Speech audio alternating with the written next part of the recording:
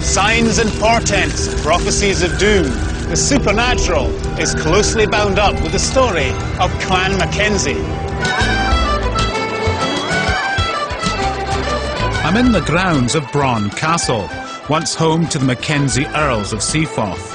The flames and music are part of the festival of Highland culture, celebrating 1,000 years of tradition. The Mackenzies were once a mighty clan, but as their fortunes changed, they went from ruthless warlords to cash-strapped landlords. Their decline mirrors the destruction of the clan system, which once governed every aspect of life here in the Highlands. In this series, I'm on a personal journey to reveal the extraordinary and often bloody history of our Highland clans, and there can be few more eerily dramatic than the rise and fall of the Mackenzies.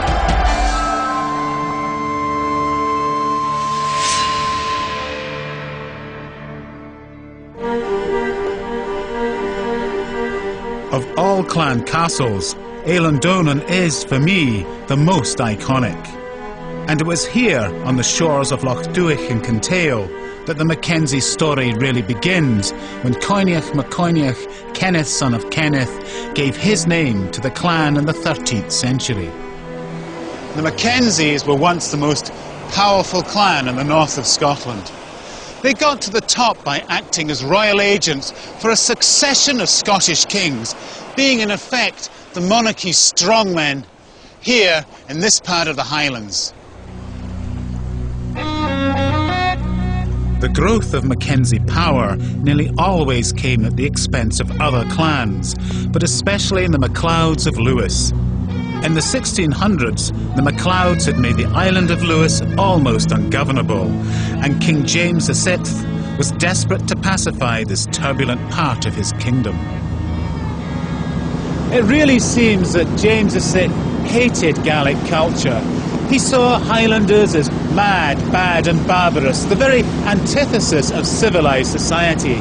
But because his court in Edinburgh was so far from the Highlands and Islands, he was forced to use a clan on the ground to help him exercise royal authority here. And there was no clan more ambitious or eager to lend a helping hand than the Mackenzies. King James had tried to subdue the MacLeods by colonising them. But when this ended in bloody disaster, he invited the Mackenzies to pacify Lewis. The rewards were the rich fishing grounds and the whole island, if they could defeat the MacLeods. So it was with royal blessing that Chief Mackenzie of Kintail invaded Lewis with an army of 700 clansmen. Determined to grab MacLeod lands, he went on a bloody rampage. The Blitzkrieg War, waged by the Mackenzies, forced the MacLeods to the island stronghold of Bursay. Now, they probably felt quite secure there, because Bursay had withstood many a siege in the past, but the Mackenzie clan chief was ruthless as well as cunning. Not all the MacLeods had been able to reach the safety of the fortress. Mackenzie of Kintail now saw his opportunity. Straggling MacLeod women and children were herded together and rowed out to a rocky island not far from the fortress of Bursay, where they were abandoned to the incoming tide. Of course, the MacLeods, you could see what was happening from their fortress, were now faced with a stark and a terrible choice. They could either abandon their position and save their loved ones, or they could watch them drown. And as the cries of their wives and their children grew louder and louder, they were really faced with no choice but to surrender to the Mackenzie chief, who now dominated the whole of Lewis. With Lewis and its valuable fishery under their belts, the Mackenzies became the Earls of Seaforth. And it's as the Earls of Seaforth that they offered to take on another royal enemy, Satan. From now on, the Mackenzie story is increasingly bound up with the supernatural. In the 16th century, Scotland was gripped by a fear of witchcraft. This was no doubt fueled by James VI's obsession with the supernatural. Now, he'd written a treatise on demonology, which no doubt explains why witch hunting became a surefire way of securing the king's favour. In the shadow of Edinburgh Castle, where witches were once routinely burned, I met up with historian Louise Yeoman. I wanted to find out how the Mackenzies used the king's paranoia about witchcraft to further their own careers. Louise, why were people so scared of witchcraft? Well, because they believed in it. I mean, if you believe somebody could kill your children, afflict you with a hideous illness, reduce you to poverty, take away all your means of making a living, well, you'd be scared. And you'd want the authorities to do something about that. But how were the Mackenzies able to exploit this fear in society? Well, the same way as anyone else in the position of magistrate in a part of Scotland could. It was a way in which you could show yourself to be zealous for the king. Now, when they come into Lewis, we're in the reign of James VI and first, everyone associates him with witch hunting. But what they don't realise is witch hunting carries on into the reign of Charles I. And it's at that time the Mackenzies have their great money-making scheme. They're going to bring in the Dutch who do industrial-scale fishing, and they're going to make lots of money from collaborating with them. And this puts Mackenzie in political hot water, because the good burghers of Scotland do not want the Dutch coming in and stealing their fish. Hoping to get out of this political hot water, the Mackenzies tried winning the king's support by persecuting witches. But there were other reasons for the Stornoway witch hunts. There's another reason why, if you're wanting to make a lot of money out of a fishing station, you might go after witches. And that's because one of the main fears about witches was that they could sink ships, that they could raise storms, that they could raise winds. So you see, this might be why Mackenzie thinks it's worthwhile to go after these women.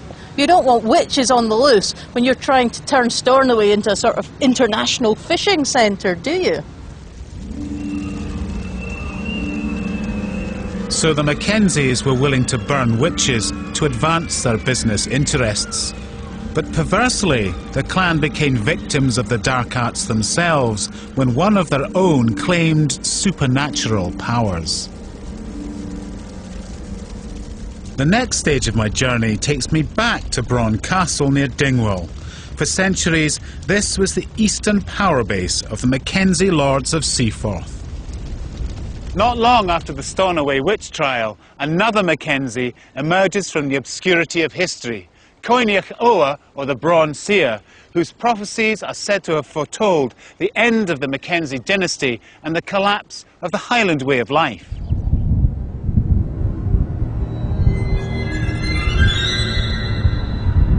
The Brahan seer, born Kenneth Mackenzie, spent most of his life on the clan estates here at Brahan. Andrew Matheson is a distant relative of the Mackenzies who came to fear the prophecies of the Brahan seer.